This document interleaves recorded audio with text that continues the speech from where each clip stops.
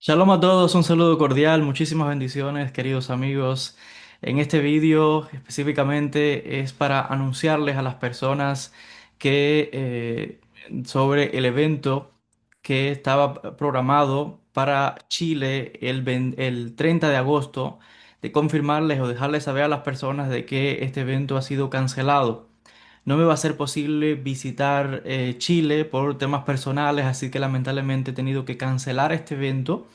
Disculparme con aquellas personas que pues con mucha ilusión esperaban esta conferencia y que sé que ya se han registrado, están ya por cierto tiempo esperando este evento, pero lamentablemente no se va a poder efectuar y lamentablemente no voy a poder viajar a Chile, así que la mejor decisión ha sido cancelar este evento, dejarles saber a las personas que ya están registradas de que se les va a devolver su dinero en su totalidad. Yo les pido por favor que aquellos que ya están registrados, ponerse en contacto con Sara, la coordinadora del evento, al mismo correo que usted se registró para la conferencia, ponerse en contacto y tener paciencia, porque son unas cuantas personas, para poco a poco ir devolviéndole el dinero a cada una de las personas que se registró para el evento.